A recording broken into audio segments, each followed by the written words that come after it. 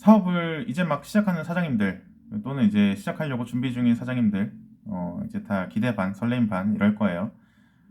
아무런 준비 없이 사업을 시작하시는 분들도 없지만 그렇다고 해서 완벽하게 준비하고 시작하는 사장님들도 없을 거예요. 그래서 오늘 영상은 사장님들이 어떤 창업을 할 때 어떤 생각을 어떤 흐름으로 준비를 해야 되느냐 요거에 대해서 한번 말씀을 드려볼게요.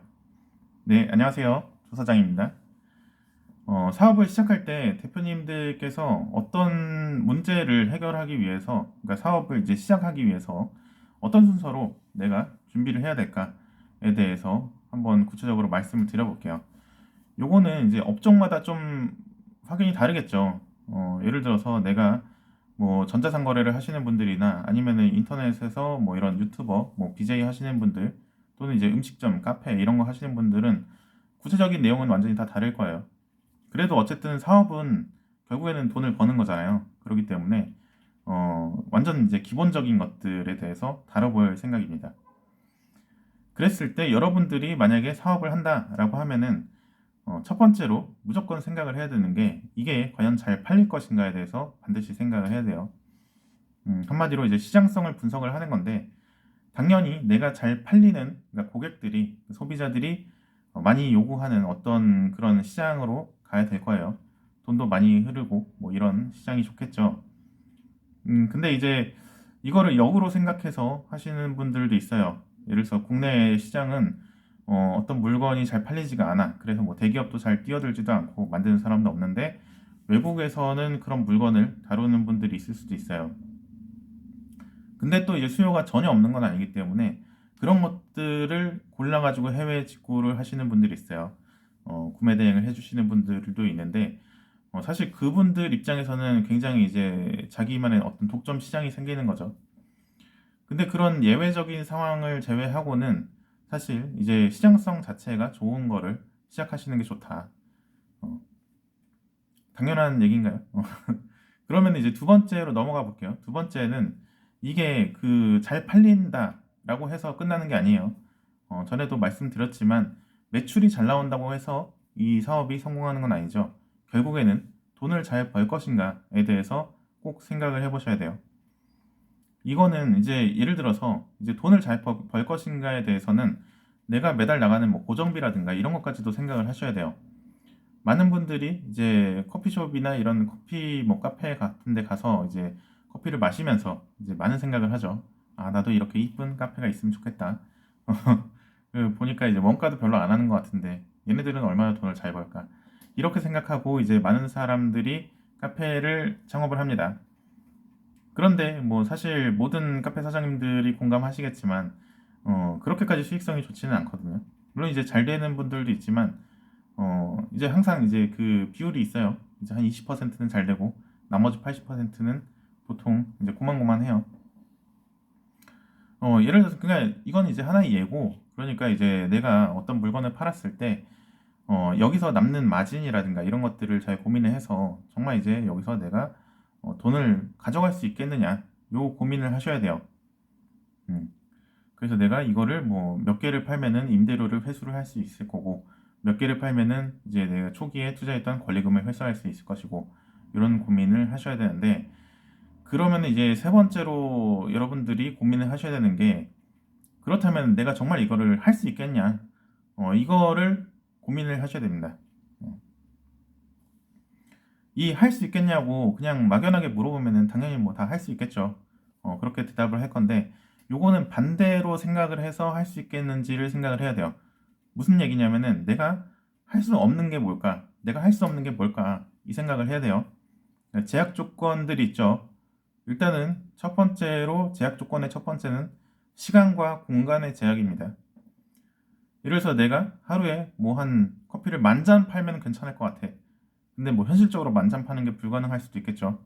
현실적으로 내가 진짜 뭐 고객들이 진짜 끊임없이 밀려온다고 했을 때 하루 종일 내가 그냥 계속 커피를 탄다고 하면 커피 한 잔 타는데 예를 들어서 뭐 한 5분 걸린다, 뭐 한 1분, 2분 걸린다라고 했을 때 내가 하루에 팔 수 있는 게 뭐 한 300잔, 400잔이다 라고 하는 그게 바로 이제 한계치가 되는 거예요.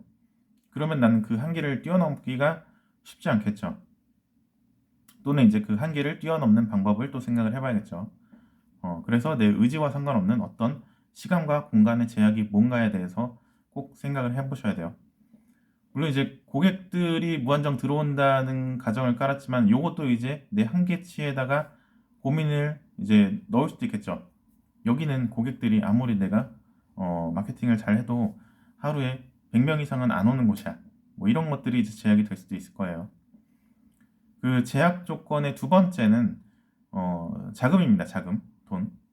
결국에는 내가 초기에 어떤 자금이 투자가 되고 그 다음에 이 사업을 할 수 있는지 없는지가 판가름이 날 텐데 내가 그 초기에 들어가는 돈을 과연 구할 수 있겠느냐.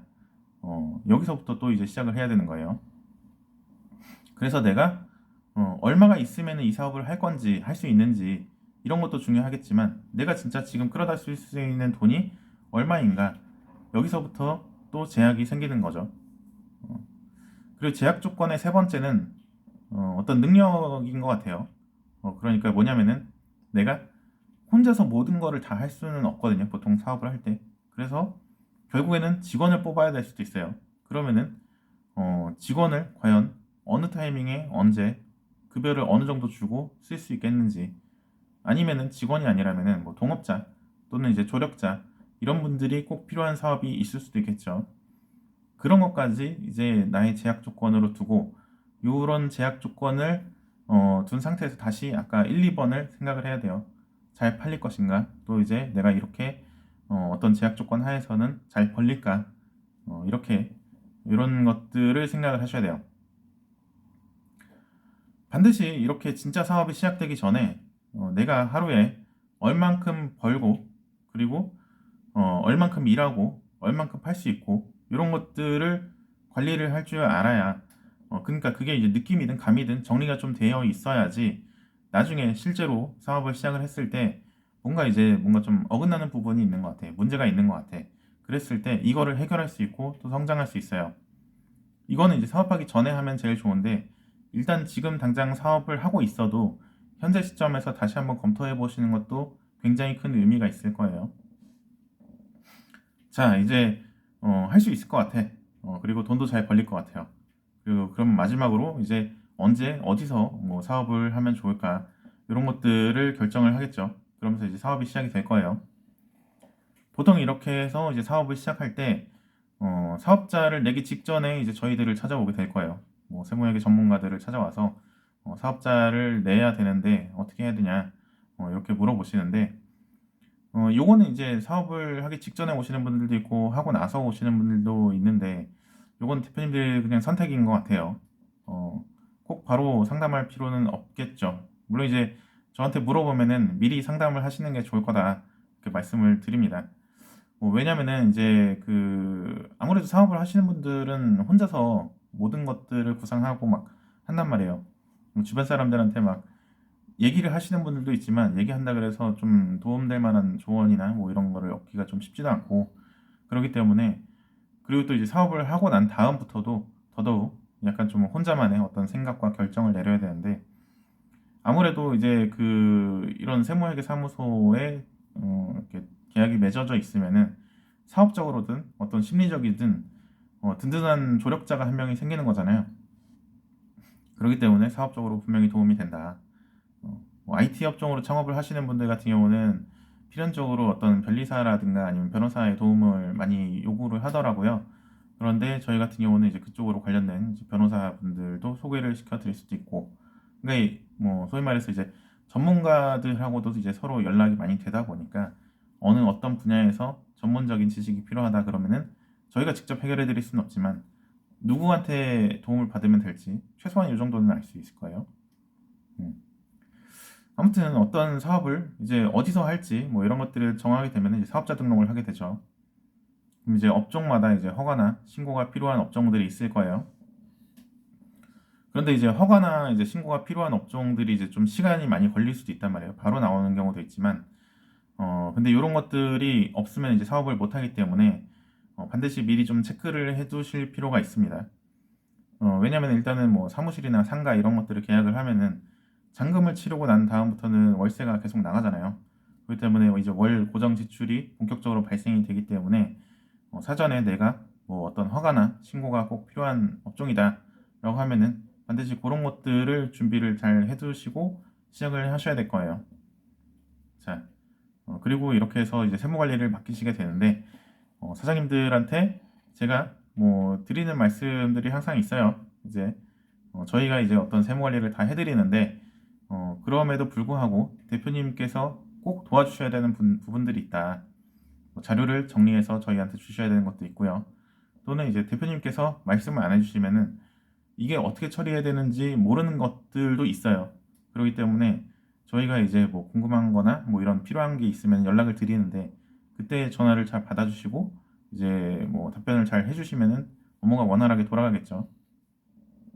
그러니까 저희가 진짜 제일 힘들어하는 사장님들 유형이 전화를 했는데 전화가 잘 안 되시는 분들이에요. 뭐 사장님들도 마찬가지죠. 사장님들도 내가 일을 맡겼는데 연락이 잘 안 되고 그러면 답답하잖아요. 저희도 마찬가지라고 생각하시면 됩니다. 그리고 이제 항상 이제 상담이 끝날 때쯤에 끝으로 제가 이제 사장님들한테 신신당부하는 내용이 있어요. 뭐냐면은 이제 대표님이 꼭 진짜 이거는 딴 건 다 필요 없어요. 요건 꼭 잘 해주셔야 됩니다. 이렇게 말씀을 드리는 게 있는데 뭐냐면은 돈을 꼭 잘 버셔야 됩니다. 라고 말씀을 드립니다. 왜냐면 대표님께서 잘 되셔야 저희도 이제 잘 되는 거거든요. 그렇기 때문에 대표님께서 잘 되셔야 합니다. 네. 사장님들 사업 잘 되시길 바라면서 오늘 영상은 여기까지 하도록 하겠습니다. 도움이 좀 되셨네요. 네. 이상 조사장이었습니다. 감사합니다.